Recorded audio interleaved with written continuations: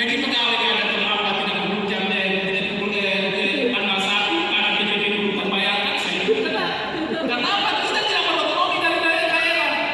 Maka dibuatlah kebijakan, saya ambil sedikit. Karena percuma juga saya kasih otonomi daerah, kau tidak bisa jadi pegawai. Nah, seperti itu.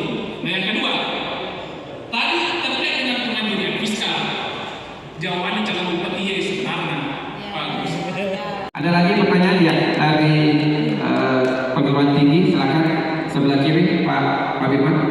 Pada kegiatan sosialisasi visi misi untuk pasangan calon bupati dan wakil bupati, kita melakukan ini untuk menyampaikan ke semua pemangku kepentingan termasuk partai politik, termasuk semua yang ada, bahwa dalam penyusunan visi misi pasangan calon nanti kami akan menerima dokumen syarat calon yang tentu harus selaras, harus berkesesuaian dengan RPJPD yang ada di Kabupaten Bone.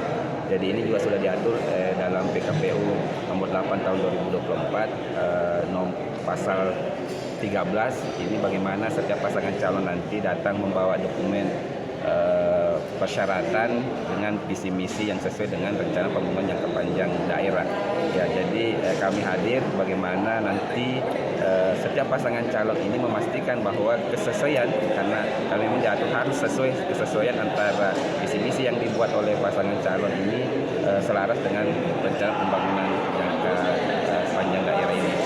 Jadi ini menjadi poin penting untuk penyampaiannya, sehingga partai politik yang hadir sebagai pengusung pasangan calon paham dan akan mendorong nanti pasangan calonnya untuk membuat visi misi yang berkesesuaian. Begitu. Download Tribun X sekarang, menghadirkan lokal menjadi Indonesia.